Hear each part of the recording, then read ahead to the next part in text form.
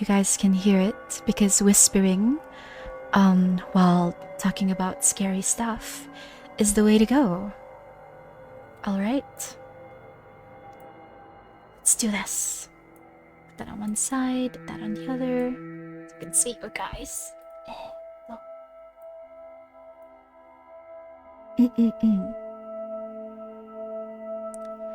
This number one story is called This New Old House.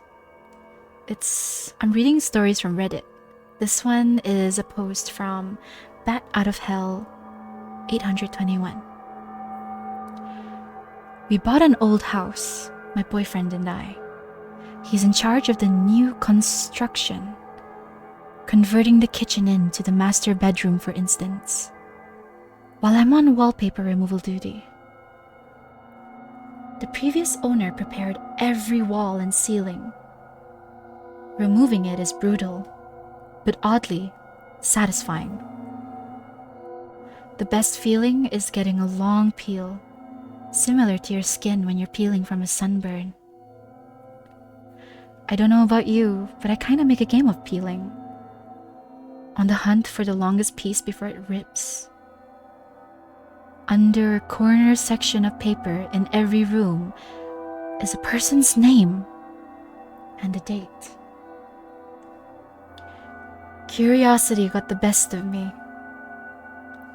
One night, when I Googled one of the names and discovered the person was actually a missing person, the missing date matching the date under the wallpaper.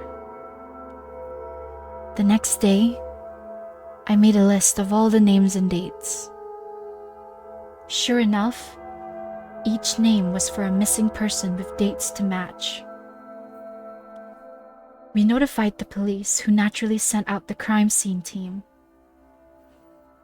I overheard one text say, "Yep, it's human." Human? What's human? "Ma'am, where is the material removed from the walls? This isn't wallpaper you were removing."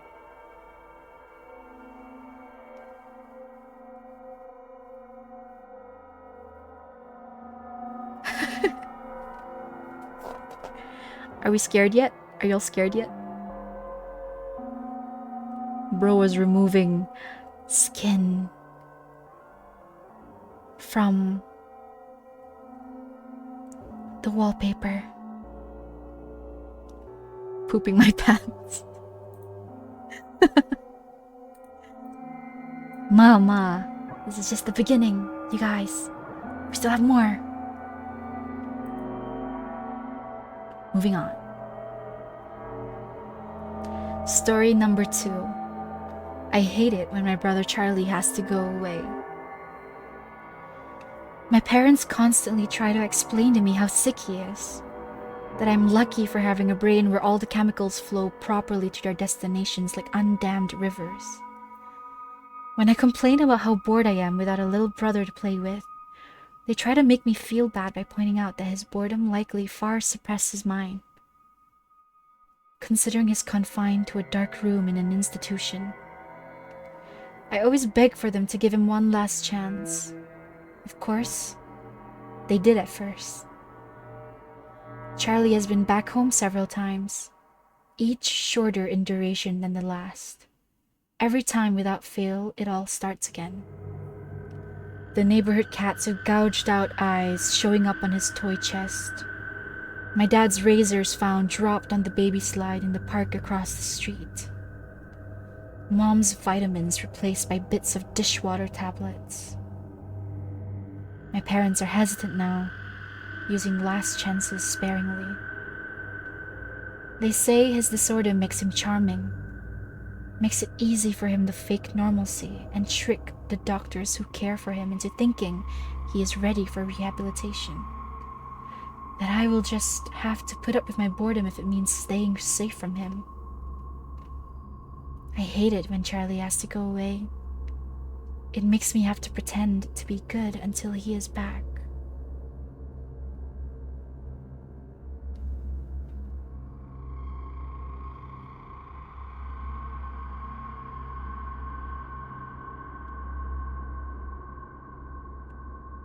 Number 3, Guardians by Dark Alligator.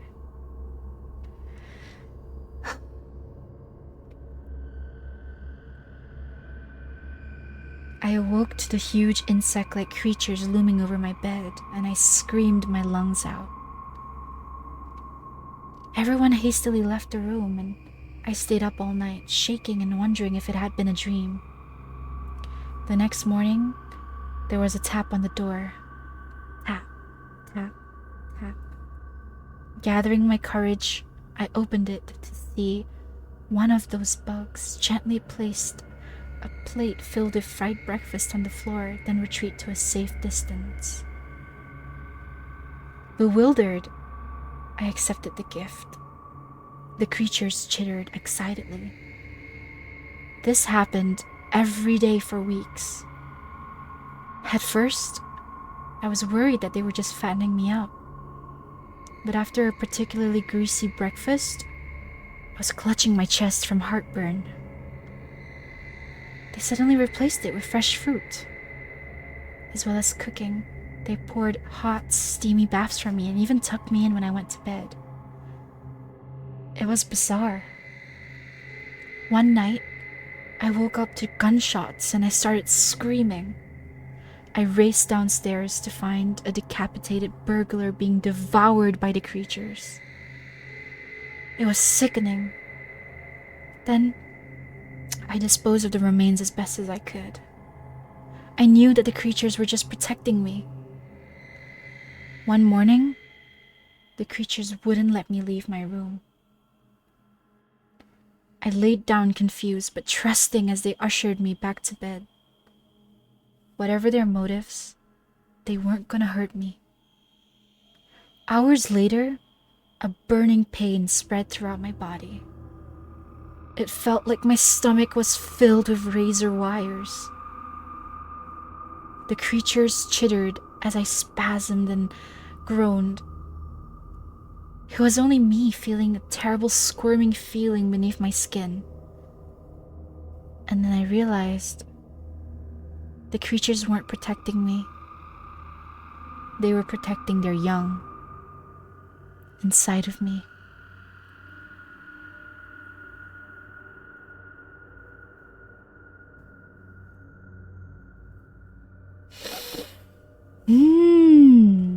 How we doing so far, guys? Y'all liking the stories?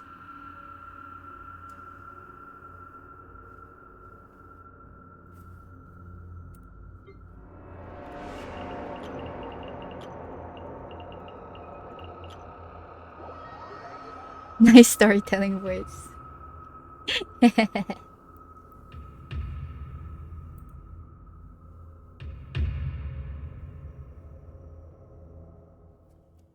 This next story is by Beth Braden. It's called It Wasn't a Little Girl. I was camping with my husband and his family at a small remote lake in New Mexico. There were about 10 people in our group and another group of 6 people in the next campsite. It was nighttime and both groups were doing typical activities. Making s'mores, having a few drinks, and telling stories. When we all heard what sounded like a little girl yelling out for help. Neither group had children with them, but we were all positive we heard a little girl. And so, we decided to search the area together. There was a field behind our campsite, and there we saw it. Something that was not a little girl. Something that was making the noises, staring at us, standing maybe 100 feet away from us in the field. It was tall, pure white figure. This thing looked maybe 6 feet tall, skinny and white as can be. We made our way closer to investigate, but whatever it was that we saw started backing off as we got closer. And then, it disappeared into the trees. We thought the screaming would stop as the creature disappeared, But all night, we continued to hear a little girl calling for help as we tried to sleep.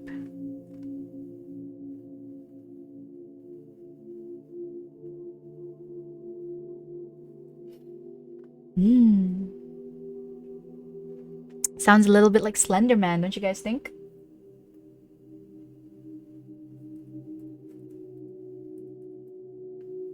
I think it sounds pretty much like Slender. Slender Boy. Slender. Your model shaking sounds like you are scared. Mane! I mean, I might have nightmares when I get to sleep tonight if I do get to sleep. But it's okay. I like spooky stuff. Spooky, scary stuff. It's fun.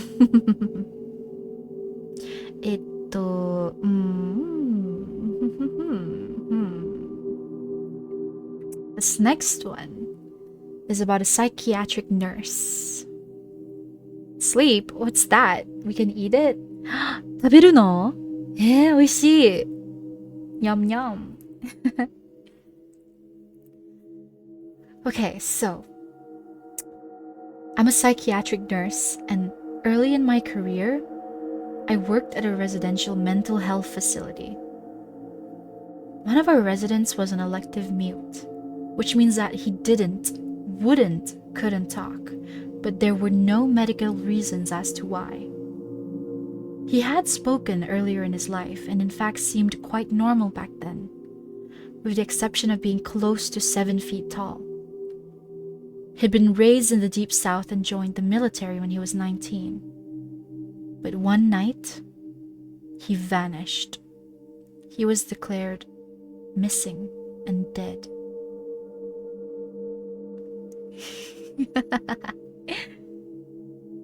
It might be, who knows? These are stories from Reddit. You don't know what people from Reddit tell you. 10 years later, a 7-foot-tall man walked into the VA hospital emergency room in my part of the Midwest and said to the receptionist, "My name is Marianne Duchenne, and I've been dead for 10 years. Those were the last words he ever spoke. He was covered with dust, and he was wearing the same clothes he'd been reported to be wearing the night he vanished. His social security number had not been used, and he had no identification on his person. However, they were able to identify him. I guess via fingerprints." I realized from you. I know I meant you were talking about your past. Me, a psychiatric nurse? Nah. I've done a lot of jobs, but I haven't worked at a residential mental health facility yet. Not yet, not yet. The family was notified, but they said they had already grieved their lost man and that whomever was claiming to be him simply could not be. They demanded not to be contacted again. Marion paced all day, every day, moving his mouth that looked like talking or muttering, but no sound came out. He had an unnerving habit of throwing his head back with his mouth wide open as if he were laughing heartily, but not even a breath could be heard. If I talked to him, he appeared to listen, periodically throwing his head back in that laughter-mimicking way of his. Various medications were tried, but they did not affect him either positively or negatively. Occupational therapy did nothing because Marion would just grin, and unless told to stay put, he'd get up and start pacing again. On my last day at that job, the last thing I saw was Marion pacing in the parking lot, throwing his head back to laugh. Later, I wondered if all along I'd been dealing with a ghost. All these years later, I still don't know.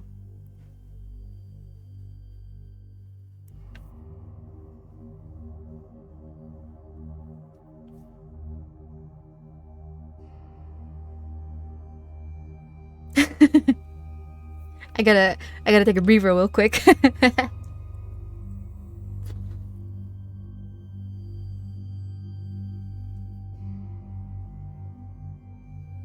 I'm gonna tell y'all an actual ghost story from my experiences. Y'all wanna hear it?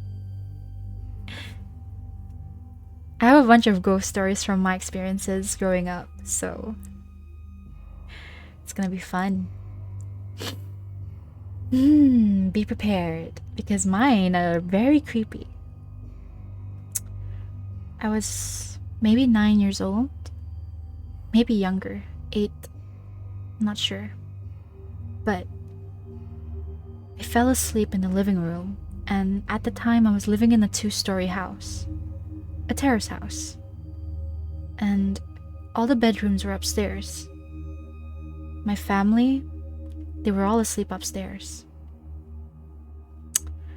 And basically I woke up in the middle of the night. I wasn't sure what time it was, but it was really late. If I had to guess, it was probably 3, 4 a.m. And at the time when we were living there, it was probably one of the more spookier areas. There are a bunch of like abandoned houses nearby, and the dogs would often bark at nothing. Neighbors' dogs, of course, not my family's. So I woke up and I went to the kitchen because I had to go to the toilet, and the toilet was next to the kitchen. So as I walked to the kitchen, half asleep, half awake, I was really tired, really groggy. All I knew was I had to go to the toilet, so I went to the kitchen, and there I saw what appeared to be my dad kneeling in front of the fridge, eating something. Like really hungrily eating something. Like he was starving, as if he hadn't been eaten for days. I was like, I wanted to ask him something, but I think he never responded. He just kept eating the food that was in the fridge, and I didn't see what it was, because all I saw was his back, and his face was like in the fridge, like the fridge door was next to him. I didn't see anything. All I knew was it was my dad. When I asked him a question, he was quiet for a bit, and then he continued eating. So I went to the toilet. And then when I went back out of the toilet, there was nothing there. Nobody at the fridge. So I went upstairs to where the bedrooms were, because I finally woke up, finally decided to go to my actual room and sleep. I peeked in my mom's room, and my dad was there, sleeping with my mom. And it really got me confused, because I was like really young back then, and I was like, why would you be eating at that hour and then suddenly going immediately to sleep? I thought nothing of it at first, because I was really young and I was really tired, and it was a familiar person. So I just forgot about it and I just went to sleep. The next morning I remembered, and then I asked my dad, in a casual tone, of course, because I didn't think of anything of it at the time. I just said, "Hey Dad, why were you eating at the fridge at 4 a.m. like you were starving, and then just go to sleep like nothing happened? Like, why didn't you say anything to me?" And my dad just looked confused. He looked at me and he was like, "What do you mean? I never woke up. I've been asleep the entire night. Ask your mom." I was really confused. I kept asking my parents, like, are they playing a joke on me? Are they joking? Are they tricking me? It just didn't make any sense at all, because why? Like, are they trying to gaslight me? And my parents finally, they thought I wasn't kidding or I wasn't lying. They looked at me and they said, "Do you think maybe that could have been Hantu Raya?" And then I looked at them like, "What? Are you saying I had an interaction with a ghost in the house?" My parents just shrugged it off. I still think about that experience to this day. It's one of the stories I tell everybody. Because, you know, it's one of those memories you can just never forget. Did he had ketchup on his mouth? I honestly not Veer. I have no clue. I never actually got to see his face. All I knew is it looked like my dad, and he was just eating from the fridge. Like a starving raccoon. But yeah, it was weird. That was one of my experiences. Ma, I will now move on and talk about other stories. Occasionally, I'll mix in some of my own and see if you guys can tell if they're mine or if I'm reading a story. Fun little game for y'all to try out. I'm gonna go ahead and move my model up a bit. Hee hee hee hee hee.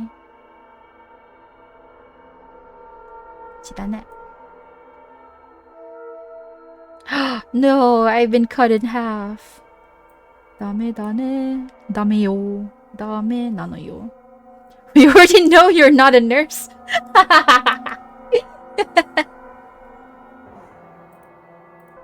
Mane. Okay, so I was driving across country with my mom and my sister. It was late, but we were well rested and still alert. We were driving along an interstate and needed gas and a bathroom break. VTubers don't have legs, everybody knows that.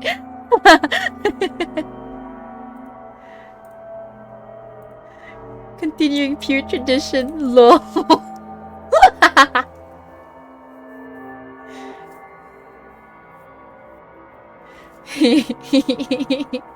uh.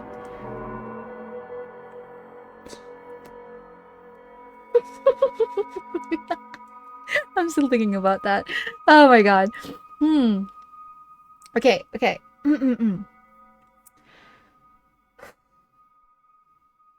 So we stopped at the only rest stop in 200 miles.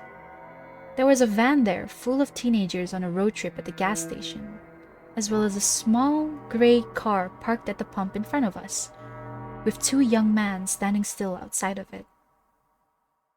When we got there, everything felt weird. We'd been on the road for days and seen many rest stops at night, and we've never felt anything odd until that night. My mom and my sister went inside, but I stayed in the car. I heard the teenagers say that they were creeped out and couldn't get the pump to work, and they left in a hurry. I was watching the car in front of us, and these two men, they hadn't moved at all. Not an inch. They weren't talking. They weren't on phones.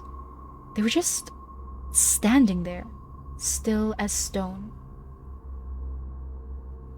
My sister and mom came running back out to the car, and when they got in, the two men slowly turned to look at us, not moving or pivoting the rest of their bodies. And I swear to God, we all saw the exact same thing. They had eyes dark as pitch and empty. Truly empty. Not black, not reflecting any light at all. Just a void. We sped out of there and didn't stop until we were in the next city. The worst thing about the entire experience, we couldn't find the place on any map. We knew exactly which spot on the interstate to look, and couldn't find it anywhere, not on Google Maps or any paper map we had. We even asked locals about that creepy gas station out on that stretch of road, and everyone looked at us confused. We've traveled on that interstate since, and there was no rest stop. So, where were we?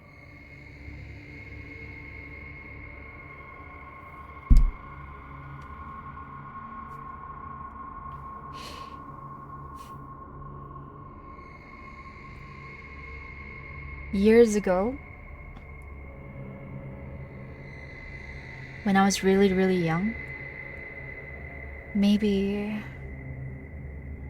8, maybe 9, I was still in elementary school. And on this particular day, I decided to skip school. I wanted to sleep in. And so I did. I went back to sleep at 7 a.m., ignoring school. I even told my parents, hey, I am not feeling like going to school today. I want to sleep. My parents were okay about it. So I did that. I slept. And in my dreams, I dreamt of a normal day of like I was going to school, talking to friends, going to class. The last thing I remembered in my dream was that as soon as lunch break ended, I left. I walked out of the school gates and I came back home. That was where the dream ended. I woke up. I looked at the time on the wall, and it was a little past 10 a.m. Might have been 11 a.m. But one thing for sure is, it was around the time when lunch break would have ended, especially during elementary school. I left my room, and I went about my day as normal. The next day, when I went to school, I had so many people come up to me and ask me things like, hey, why did you leave school early yesterday? Why did you just walk out of the gates? Why did you do that? I was asked by my classmates, my teachers, and I was even summoned to the principal's office. They were genuinely curious and asking me why myself, a little kid, would just straight up walk and leave school in the middle of a school day, like right after lunch break. And I kept telling them over and over again, I never went to school yesterday. I never woke up. I never got ready for school. I never went to school. But everyone kept telling me, how could that be? I was talking to you in class. I was chatting with you. I had lunch with you. And that got me even more upset because I swore I never went to school. I even told them to ask my parents. My parents could vouch for me because they knew I was at home. And then one of my teachers, when I told her about this, my teachers just looked at me and she said, might have been your spirit that went to school. It's another one of my experiences from when I was younger that I could never explain. Now, was that a story I read or was that my own story? Make a guess. Make a guess. I'm rewatching VOD later for sleep. It's really nice. Ooh. But no ne, I'm not sure if this background music I'm using is gonna be muted or not because of copyrights. It doesn't say no copyright. No doesn't say that. I mean, it has like Spotify and Apple Music for this exact same thing. So I'm worried that it might have copyright and then it's gonna get muted. Let's hope for the best. I know, right? Same.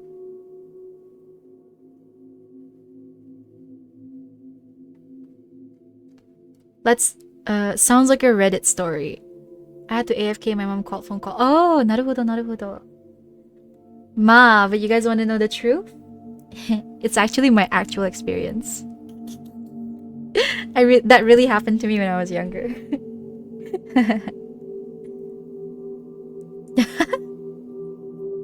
I literally had an out-of-body experience, and out of all things, my spirit, my soul decided to go to fucking school. I don't know why. Now, basically the teacher who knew what was going on, basically my ustaza. Yeah, if you guys want to know what ustaza is, I mean, Navrila, Nyan probably knows already. My ustaza, she My ustaza, my family still be walking around. My ustaza, basically ustaza is Islamic religious teacher. They teach you like the Islam religion, like Islamic classes. Yeah, she knew what was going on because, you know, if you believe in Islam, you believe in the supernatural, spooky, wooky stuff. I think you're too funny for spooky stories. Nah. It's okay when I clip the spooky parts, you know, I can and upload it on YouTube. It will be like spooky, scary stories, and then I will like cut out the laughing parts so nobody will know that we were laughing mid talking about spooky stories. Date date ne.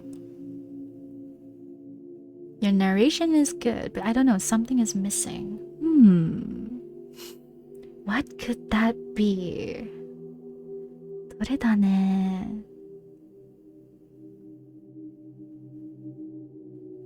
Thinking. Sound effects? You want me to do sound effects? Or maybe more drama? Okay, let's try it with this story.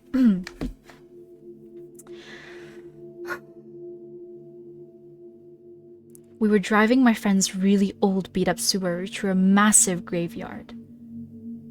We stopped and walked down a hill and came across this little pond. There was someone sitting on a rock on the other side of the pond. The figure was all black, and we couldn't make out any features other than the fact that it looked like a man who was wearing some old-style top hat. Like idiots, we waved and shouted, "Hi!"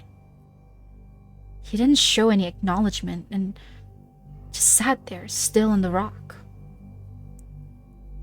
All of a sudden, he jumped to his feet, and then he started running towards us, on the water. And then he vanished, halfway through the pond. We were so freaked out, my friends and I, we screamed and ran back to the car. And worst thing yet, the stupid car wouldn't start. We kept hearing something banging on the back of the car. It wasn't a constant bang, but every few seconds, we'd hear it. Nobody was outside from what we could see in the dark, but something was making a noise on the car. I opened my phone and started dialing my mom to give us a boost. But I had no service. None of us had any cell service. The next 30 minutes were spent trying to get our car started. But then, the banging stopped. Even though the banging stopped, we felt this heavy pressure around us.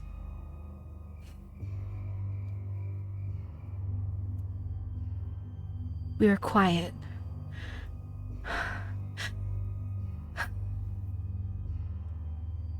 Looking at each other. Worried. We're still trying our keys. We're still trying everything we could to get the car started, and finally, stupid beat-up old car finally started. And we stepped on the pedal and sped out of the graveyard so fast. The moment we crossed the gates, all of our phones regained service. One thing I know for certain is that someone or something was out there. And it definitely wasn't an animal or a human.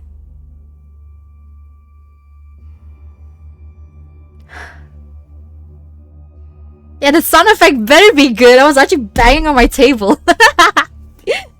I'm using a different filter for my microphone so that it can pick up like whispering better, and it can pick up like the other background noises I'm doing. Pachi pachi pachi! You guys can hear like all my clapping now, and like if I'm banging my desk, banging really selling it good to me. Yakatta ne! Pachi pachi pachi! Okay, this story you guys definitely know isn't mine because it starts out as when I was 37. If you guys know me, I ain't even 30 yet. I ain't going past 30. No, Being 30, imagine being that old. Ugh. I would physically feel like I'm 70. The moment I get up, my back gonna be dying out on me and I'm gonna be on the floor screaming, "Mother, please help me get back up. I'm dying here." You know when you guys slapped that one sticker of the like looking around? It was like on my face, like literally on my face, and I was holding in the urge to laugh while reading the goddamn story. Oh my god. Okay, we're going back into the mood.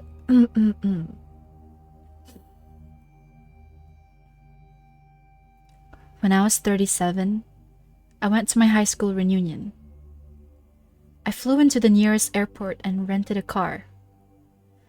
The distance was about 35 miles through a very rural and almost abandoned part of the country. About 3 miles outside of town, I see someone on the side of the road flagging me down. Turned out, it was one of the guys I'd attended school with. Jim gets in the car and then we start talking. I hadn't seen him in 20 years, but he still looked the same. Maybe a little older. We get to town and I ask him if he wants to come to the VFW and have a drink. He says, "Nah, just take me home." Jim's parents had lived only a few blocks from my grandmother's house, and I turned in that direction, but he said to take him to the outskirts of town. There was a mobile home park out there, and I figured that that's where he lived. When we reached the end of the turn, he said, "Just drop me here. It was good to see you again." And he walks into the night. I go to the VFW, met some of my old classmates, and we start to talk. As we're talking about who's coming to the reunion, I mentioned that I just picked Jim up 3 miles east of town and had dropped him off. Everyone gets quiet. Everyone. Even the guy that was singing karaoke stops and puts down the mic. My cousin goes white. "Barb,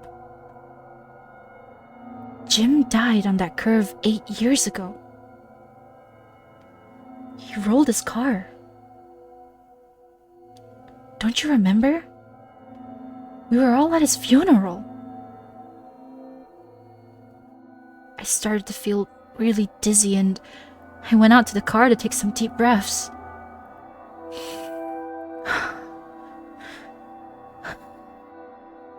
Then there, on the seat, there was a local newspaper. Printed 8 years ago, containing Jim's obituary. I still had the paper.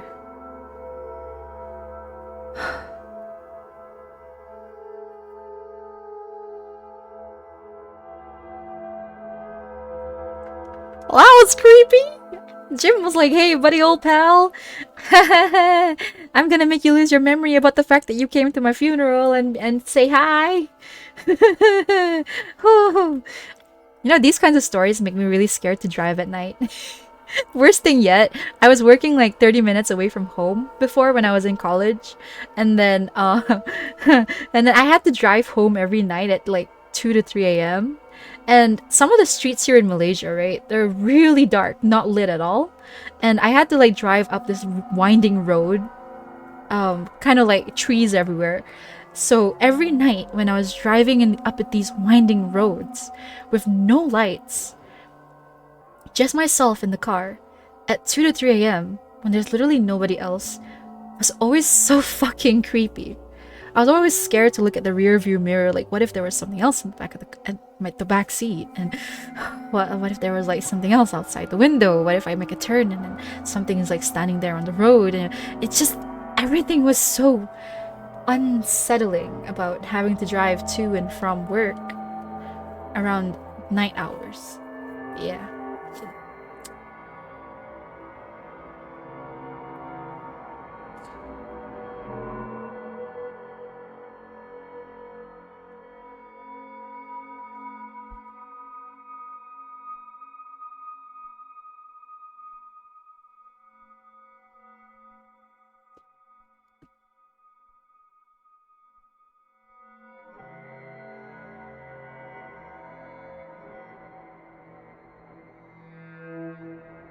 100% sure Nuri room has the sun as the light source.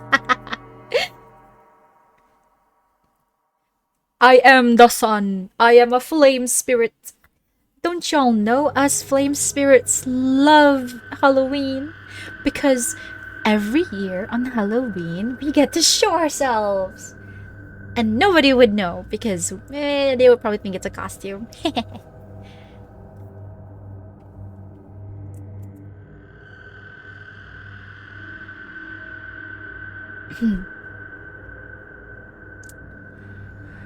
Oh, okay.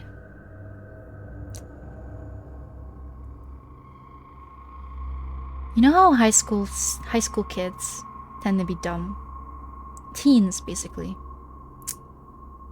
Yeah, they'd always want to try out scary stuff. They'd always want to mess around with whatever spooky shit they could. And then... Fuck off. Yanmi. I'm trying to be scary. I'm trying to be serious. Yamete! Mo. Ustaza. Ustaza means female religious teacher. Well, technically, like a literal translation in Arabic, it probably just means female teacher. Ustaz, male teacher. Ustaza, female teacher. But we like to use that word to say religious teacher. Yeah, like that. Okay. Religion teacher. Yeah, okay. So you know how high school students tend to be idiots and they want to mess around with, you know, the spooky horror stuff because they think it's funny, they think it's a joke, they think it's something they can mess around with. Well, here I was, 15-year-old high school student, in my bedroom on the second floor with my friends. At the time, my room was the only one that was on the second floor. Directly outside of my room was a bunch of old stuff that we had put there.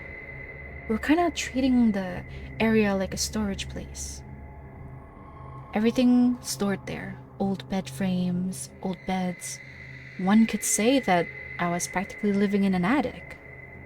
But it wasn't actually an attic. So my friends decided we would compile games, a list of games, of horror games we could play with each other. You know, like the sleepover horror games. The kinds that would make your hairs turn or stand. That's what we did. It was late into the night. We sat down, my friends and I. Altogether, there were 3 of us. We sat down in my room. We left the lights on because obviously we were still scared, despite being curious and mischievous. We held our hands and then we looked at our list. So we started playing one of the games. I wasn't really sure what kind of game it was. It was so long ago. But it required one of us to lie down, another to follow instructions, like dragging your hand on our backs or something like that, and then another friend to read out the instructions and to chant the words. The night goes on. We kept playing all sorts of games, making ourselves feeling unsettled, and pressure just felt really heavy around us. Mind you, my room didn't have a door. So, we could see, like, directly outside my room. It was dark and you could see all the items, all the storage stuff just sitting there. One of my friends stared at the doorframe, the entrance.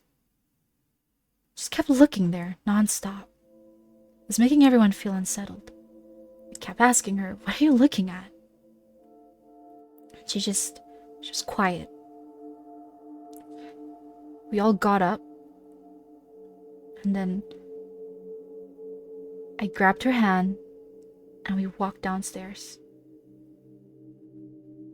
A few minutes later, she starts going hysteric, screaming and yelling and crying, and like something had possessed her. My other friend just kept looking at me like confused, like what was going on. My mom came out and was asking what was happening, and we talked to her and we explained to her what was going on, and she looked at us angry. Like, why would you do that? Why would you play this kind of games? And my mom started like playing all sorts of prayers and doing all sorts of things to try and get the situation to calm itself down. We dragged her out of the house, and the moment she left the house, she stopped. She was quiet again.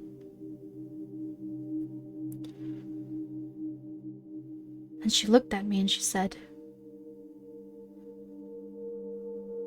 "Whatever was in that house does not like the spirit that's been with me for years."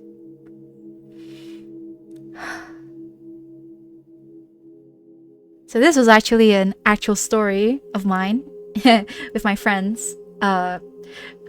She was a table mate back in school, one of my best friends. And then the other friend, I'm still friends with her to this day. Basically, my other friend, this friend who I'm still friend to this day, she is really insistent on chasing after the spooky, the horror stuff, because they just never appear from her. Like she feels like she wards off ghosts. So she will try anything and everything to try and see a ghost. But yeah, even she was like, wow, like caught off guard when she saw my other friend start screaming hysterically. But yeah, that happened. I'll take a nap. My little bro's birthday party will be tonight. I want to be well slept to socialize. Okay. Have fun, Nalvir. Enjoy. Have your good nap. Have a good nap. I know someone like her. Yeah, my friend, this friend, she got kinaraso like a while back. Times sekolah menengah, like in high school. Got possessed in high school, and then occasionally she would have outbursts of hysteria. Sometimes in class, sometimes at home. But for some reason, she was pretty okay with me being around her. She would get more hysterical when I wasn't around her. Like, there was one time she got hysteria in class, and then I could hear her from my class. I ran to her class, and then I immediately hugged her, and I, like, held her hand. And she calmed down. She immediately went quiet, like, after screaming and going hysterical. And then, I asked permission from the teachers to walk her to the school gate so her dad could pick her up. And yeah, as I was holding her hand, there was also like another ustaza around us, helping reciting some stuff, keeping her calm, making sure she wasn't losing her mind. But yeah. There was also one time where I went to her house, and I was also with this other friend, the one who was chasing after the ghosts, and we were messing around, and then out of nowhere, my friend got possessed again, but this time she wasn't going hysterical. She was just like sitting there, bent over quietly, and out of nowhere she starts laughing.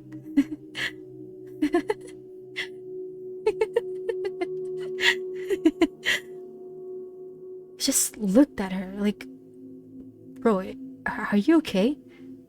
Are you good? And then, with her eyes barely open, she looked at us. And she smiled.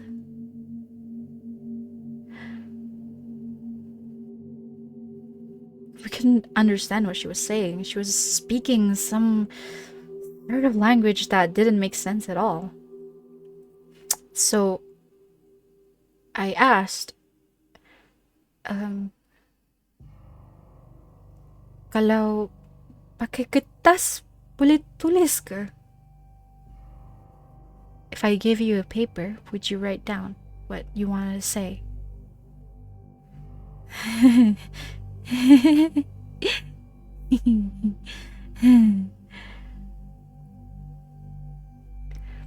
She nodded. Well, it nodded. We gave her a pen, gave her a paper. She could barely write down anything. It was like scribbles. So then we ended up conversing using yes or no questions, because the only thing it could do was nod and shake its head. Because we asked, the only thing that it wrote on the paper when we asked if we could talk to it was that we wouldn't be able to understand its language. So my friend sat there in front of my possessed friend, and we started asking yes and no questions. Are you evil? Are you here to harm our friend? Are you lying? Are there more inside this house right now?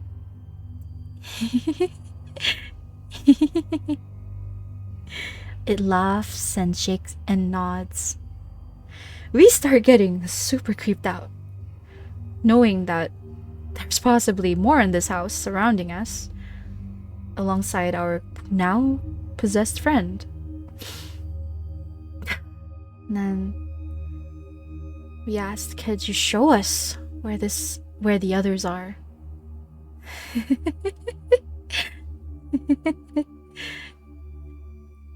It nods again, and then it points on the floor somewhere in the corner. Said that it was small and that it was crawling. Boy, oh boy, was I so glad that I wouldn't be able to see whatever it was. Because just hearing about it, just knowing it was there, gave me the creeps. I asked, is it your friend?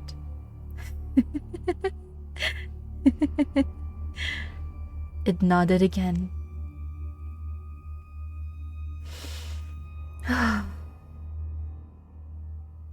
And then my memory from that day got really hazy. I don't remember anymore what happened. All I know is that interaction did happen between me, my possessed friend, and my other friend.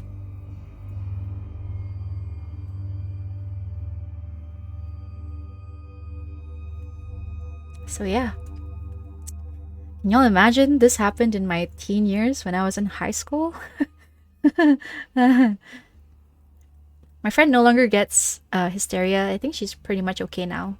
But ever since that experience, she did randomly get seizures and then develop tics. But they slowly got better with time. But yeah, long-lasting side effects from getting possessed, you guys. Be careful. Be careful wherever you are. I can see where the depression comes from. Hey, I had a great high school life, okay? Okay. Forget about that. I had a great high school life. I always doubt Rasukan. I've always thought it's mental health. Could be. But you know, my parents, my mom has gotten possessed a few times, and I gotta tell you, it's fucking creepy.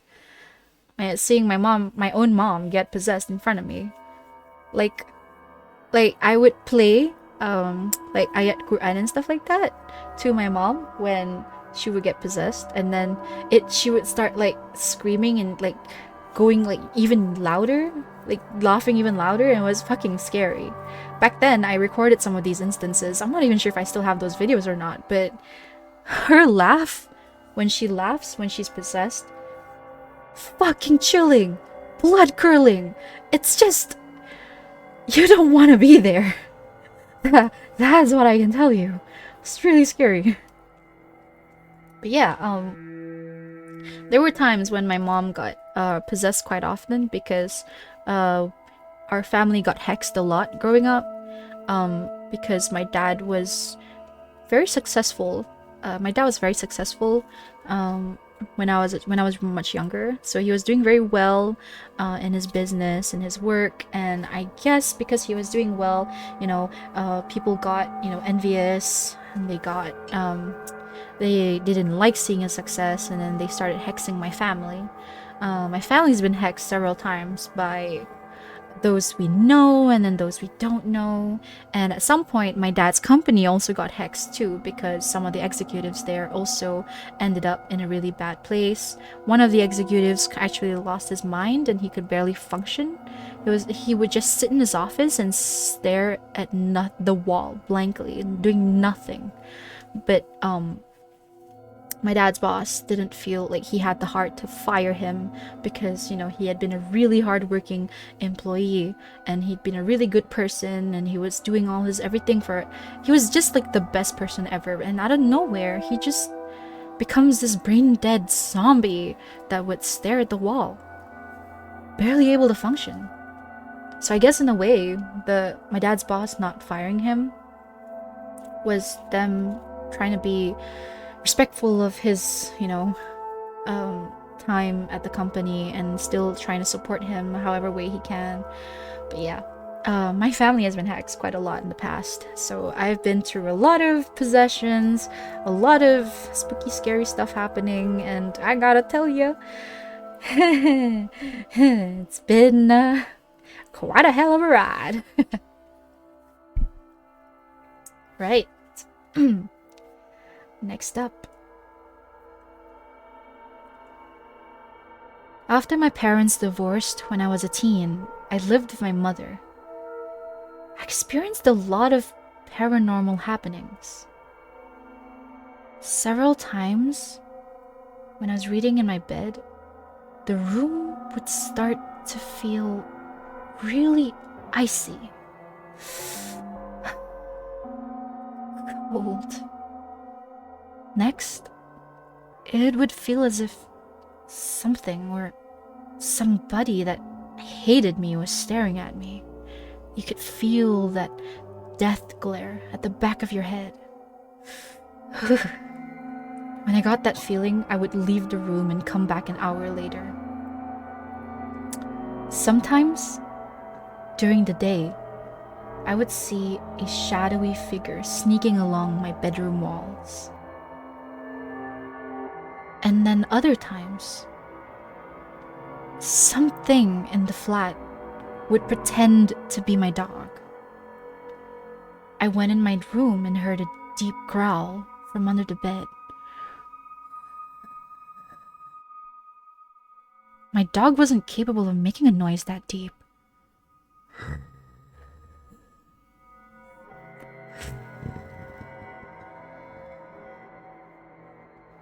It sounded like either a really big dog or a man doing his best dog impersonation.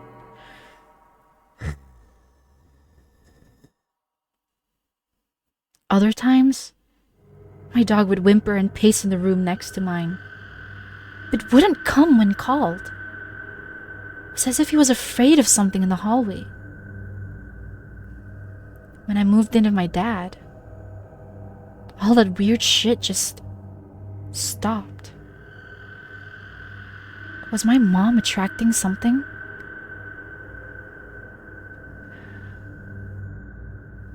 Ta-da!